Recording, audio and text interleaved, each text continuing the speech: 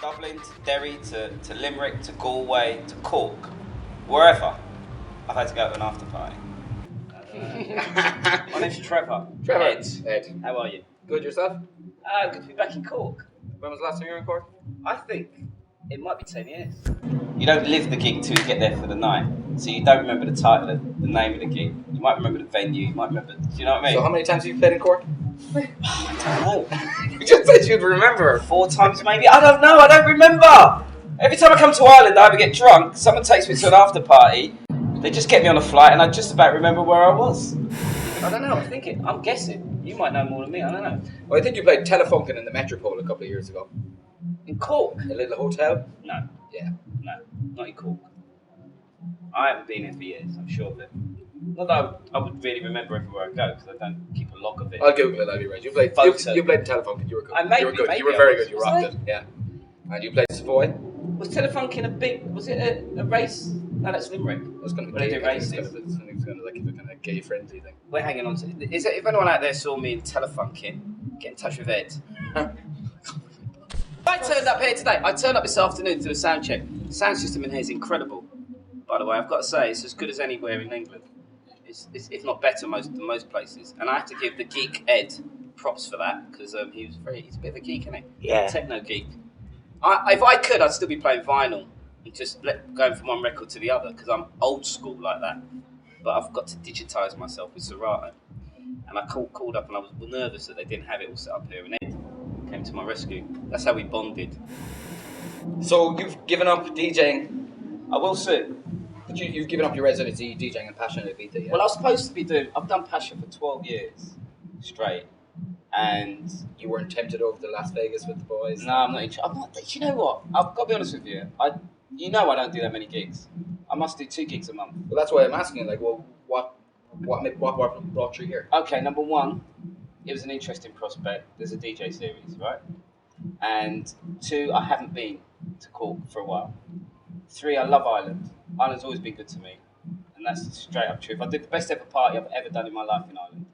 And I've never forgotten it. That was 1999 in Dublin. Big party? Yeah, the Temple Fair. The best. I think it's the best R&B party in the history of R&B, because everyone turned up and performed. And I always like to come back every now and again. So I just thought, no to that gig, no to that gig, no to that gig, no to that gig. So how many? Yes to that gig. How many gigs do you say no to a week, month? No, not a week. I'm not the most in-demand DJ like that, because I don't put myself out there. But I'd say yes to 1 out of 10. I've got to love the gig, seriously. I'm serious. And I won't do gigs. I won't do gigs just because of money. I think DJing, honestly, I'm being serious here. I think DJing to a degree lost its soul the moment you start getting paid a lot of money. Don't get me wrong, you have to be paid. You have to be paid. But integrity is really important. And most people in Ireland know me for R&B. R&B changed a lot. It became dance music for a little while. So me coming out, honestly, it's special for me. You're probably a better DJ than me. You haven't heard me DJ. No, you're a better DJ than me. In terms of clubs, but I think already from coming in here, people have been really nice to me, because you just came up the stairs, you walked through the club, yeah, people were shouting at you. Well, yeah, but I just do. I think if you are we going to start a bit of a relationship? You're going to no, not me and you, no way. But even your bouncer was saying, I used to watch the league 12 years ago and stuff like that, and I know how important those sort of shows were. They were really important. There was nothing like it, and there was nothing like it at all in those days, and it was unique. So basically, the message is get rid of Ed, and you'll come back and play the DJ. Not at all. I'm happy to play the DJ series. More importantly, when I came to this club Savannah Browns, right? I came to this club, I did a little sound check, and I was amazed at how good the system was. To be fair, systems. So I know you've got a lot to do with that. Oh, yeah, I built it. So it's going to make it really. It's going to make it really. No, you didn't. It's going to make it really easy to play. But as long as there's enough people turn up, we'll have a good night. I'm sure of it. We absolutely definitely. I don't even know what I'm going to play. I don't even know what I'm going to play. I think I'm going to play a tune from Kanye West. Hold on, I'm going to play. I'm going to somehow play Bob Marley. I know your favorite question. What have you got in store for us? That's my least favorite question. And no, I just think and I'm not putting it down on it. I think DJing is an incredible art form, and I think there are certain DJs that are absolutely amazing. But my job in life has been to be a messenger. of the music. You know what I mean? So that's why I do so much radio. I love radio. Are you an educator or an entertainer? I think you have to. Even when I did the lick, I used to do back in the time, telling people about the history of the music. I have to. Even when I DJ, I feel I have to do that because anyone can play new music. Anyone. So you're educating through entertainment. I don't want to use the word educated. Let's call it edutainment. Cool. We're gonna have some edutainment tonight in this place, boy. It's getting late. We gotta go. We gotta go. It's gonna be a good We night. have I'm to sure. go As long as there's people in there, it'll be a great night. Dimitri from Paris is off the Playboy Mansion. That one. Where? Nice little kick on it. You know, I played that and Lovely Day. Bill Withers at 7 in the morning in Beaver. Anytime I've been in people walk out and it's sunshine and anytime I'm in bed by 7 in the morning. It's the problem. Everyone plays the hardest, most banging house tune, and they say things like, "I moved the crowd and I split the crowd and I brought the crowd up and I brought the crowd down." And I played Bill Withers' "Lovely Day," and that's one of the greatest songs written. And the crowd come together. And everyone thinks, "I'd never play that. You're crazy," but they all sing. They love it. So this is the problem with DJing. People do the cool thing instead of the real thing. It's a great song, isn't it?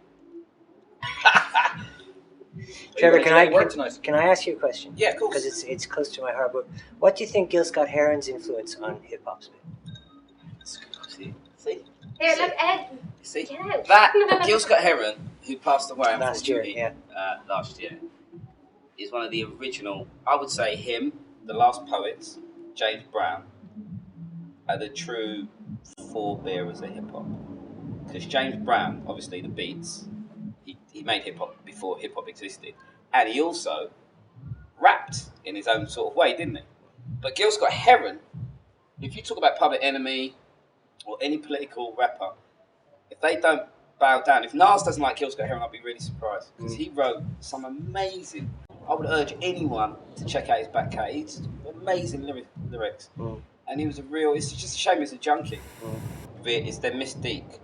We don't really know that much about them. Yeah. And that's the difference with today. You know so much about everybody today. You know who they're seeing, who they're sleeping with, what clothes they're wearing. They're always, promoting brands. And it's just a bit soulless like that, you know. So when someone does make something really genuinely good, because they're forced to do all this stuff, this social networking, media stuff, and that, to make sure the fans are happy or sell their whole album to Samsung like Jay-Z did, it's a little bit weird.